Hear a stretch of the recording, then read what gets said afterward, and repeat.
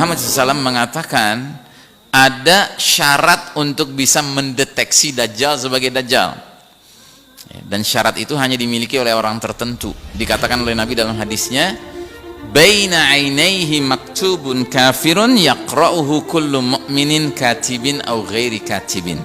Antara kedua matanya Dajjal, yakni di dahinya, akan ada tulisan kafir yang bisa dibaca oleh setiap orang beriman mukmin, baik si orang beriman ini mampu baca tulis maupun buta huruf.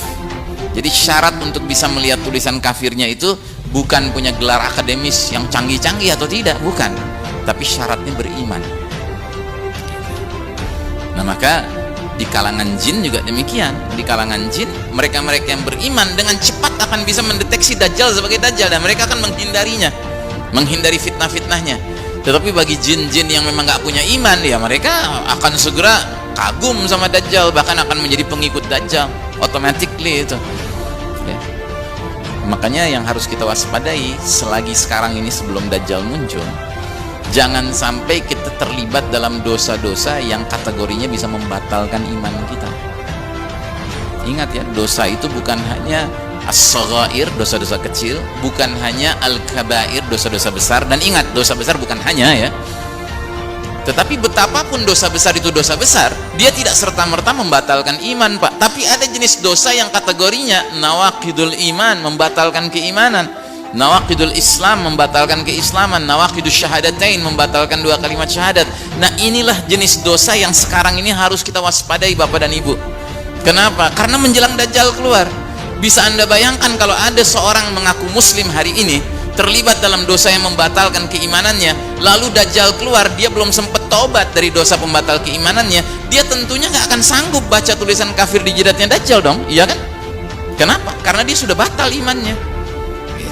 Orang yang batal imannya nggak sanggup lihat tulisan kafir di jidatnya Dajjal, bahkan akan berdebat dengan orang yang imannya ada saat Dajjal muncul. Kenapa? Karena yang imannya ada, dia akan mengatakan itu Dajjal. Dia akan bela, oh kamu kurang ajar, masa yang kayak gini dibilang Dajjal, kan hebat gitu. Makanya saya sampai suka membuat sebuah dialog imajiner. Jangan-jangan pada masa Dajjal nanti muncul, akan ada seorang pemuda sekedar lulus SMA tapi imannya terjaga ya. Ngobrol sama seorang ustadz, profesor doktor, lulusan tafsir Quran dari Mesir, tapi imannya bermasalah. Kenapa? Karena berani mengeluarkan fatwa jilbab nggak wajib misalnya. Ini contoh saja, jangan dikaitkan dengan orang tertentu. Dan ingat ya, orang mengeluarkan fatwa yang bertentangan 100 derajat dengan ketetapan Allah, itu menyebabkan dirinya mengalami dosa mengubah hukum Allah. Beda ya antara dosa mengubah hukum Allah dengan dosa melanggar hukum Allah, itu beda, Pak. Contohnya dua pemuda, dua-duanya nggak sholat, tapi alasan nggak sholatnya beda. Yang satu nggak sholatnya karena malas, tapi tahu sholat wajib, cuma malas. Dia ngelanggar kan hukum Allah kan? Dia dosa. Yang kedua, dia tidak sholat karena apa? Karena dia bilang sholat nggak wajib. Berarti dia mengubah hukum Allah kan? Hukum Allah sholat apa? Wajib. Dia berani mengatakan sholat nggak wajib, berarti mengubah hukum Allah. Mengubah hukum Allah itu kategorinya nawaqidul iman, batal iman. Kalau melanggar hukum Allah nggak otomatis batal iman, selagi dia masih tahu ya bahwa ini adalah satu kewajiban. Nah, si profesor doktor ini, dia berani mengubah hukum Allah yang katanya jilbab itu wajib, kata Allah, dia berani mengatakan nggak wajib, batal imannya, walaupun dia nggak wajib pakai jilbab ya kan? Laki-laki nggak wajib pakai jilbab kan? Lagi-lagi jangan dikaitkan dengan siapapun ya, ini contoh. Nah, jadi si pemuda ini tanya sama si ustadz ini, Ustadz semalam nonton TV nggak jam 8 channel anu? Oh iya, kata si ustadz itu. Kamu nonton? Nonton. Oh, hebat ya, kata si ustadz ini. Hebat itu orang gitu kan.